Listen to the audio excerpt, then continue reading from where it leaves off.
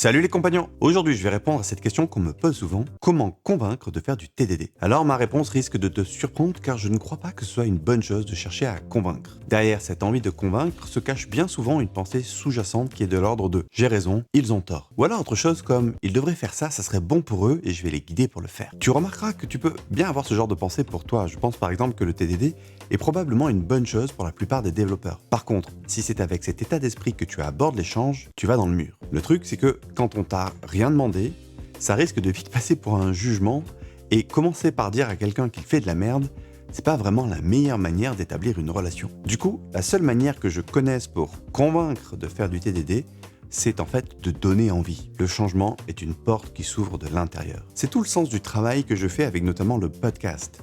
Donner envie d'en savoir plus, envie d'aller plus loin, envie de se poser des questions. Le format est volontairement court. D'abord, je sais que tu as peu de temps à y consacrer. Et en plus, ça permet de rester en surface du sujet pour que tu ailles plus loin. Si tu n'es pas encore auditeur du podcast, rejoins les milliers d'auditeurs, je te mets le lien dans la description pour t'abonner. J'ai régulièrement des témoignages de personnes qui me racontent ce qu'ils ont changé dans leur vie après avoir écouté les podcasts, et je dois dire que c'est parfois juste dingue. D'ailleurs, merci à tous ceux qui m'envoient ces messages, c'est vraiment du carburant pour me faire avancer. Donner envie, c'est aussi ce que j'essaye de faire avec ces vidéos par exemple. Parfois, quand je suis en entreprise et qu'on m'a demandé d'accompagner une équipe pour enseigner le TDD, il m'arrive d'avoir affaire à des personnes qui ne sont pas super motivées, ou qui pensent que c'est pas pour eux, ou qui pensent qu'ils ont trouvé mieux. Heureusement, c'est rare, sinon, à quoi bon faire appel à moi quoi. Mais il arrive qu'on me challenge parfois sur l'utilité de la pratique. Et là, je n'entre pas dans la confrontation, c'est inutile.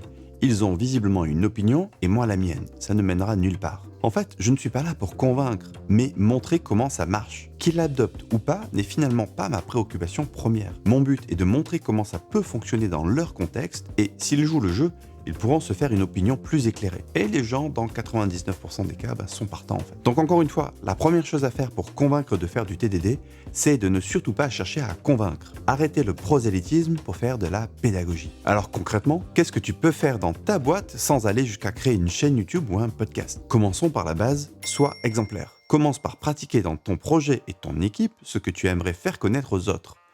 Une bonne PR vaut mieux qu'un long discours. Pour peu que tu travailles en binôme, tu peux aider les autres à s'approprier la pratique. Le souci de cette approche est double.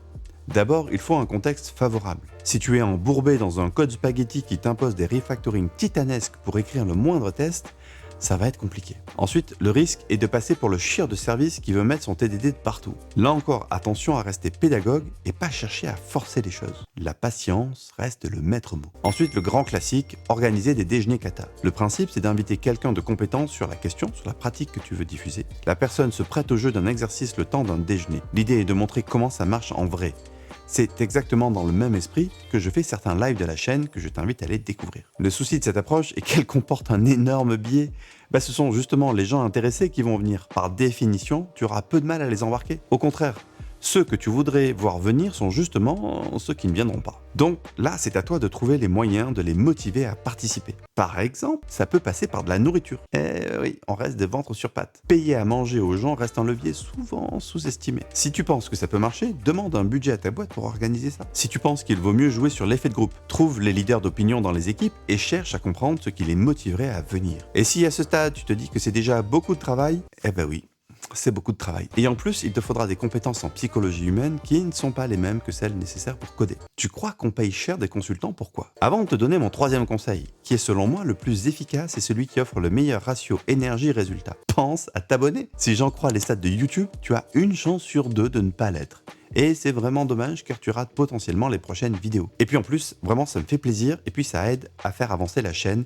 Donc si tu aimes ce contenu, abonne-toi. Maintenant, voici mon troisième conseil. Propose des écoutes partagées. Le principe est simple. Tu invites tout le monde à prendre le café en t'assurant d'avoir des choses à manger. Croissants, pain au chocolat, bonbons, boissons. Oui, je sais, je reviens encore sur la bouffe. Mais j'ai remarqué que c'était un levier très puissant chez les développeurs. Donc tu invites tout le monde le temps d'un café, tu annonces que ça sera court. Ça, c'est important que ça reste court pour que les gens n'aient pas peur de s'embarquer dans un truc à rallonge. Et tu fais écouter une ressource qui te semble pertinente et utile pour l'équipe qui sera sujette à débat. Et là, tu as l'embarras du choix, que ce soit avec les plus de 300 épisodes de podcast ou les différentes vidéos. tu vas bien trouver quelque chose qui tape dans ce qui t'intéresse. Surtout que le sujet du TDD, j'en parle tout le temps. Vous prenez 10 à 15 minutes pour écouter la ressource ensemble et ensuite, vous en débattez pendant le temps restant. Attention à rester vigilant sur la timebox. Si tu veux garder la confiance de tes collègues et renouveler la chose, il faut respecter ce temps prévu. Libre à ceux qui le veulent de continuer l'échange, mais pense à libérer les gens. J'ai eu de très bons retours sur cette pratique. En général, les gens sont curieux, l'effet de groupe marche à fond, les échanges sont intéressants et ça permet de planter une graine. Car la première qualité d'un agent du changement, c'est la patience. La seconde, la persévérance. Si tu ne dois retenir qu'une chose de cette vidéo, c'est bien ça, on ne change pas les autres, on les aide à le faire. Et si c'est trop lent pour toi, il te reste une dernière idée.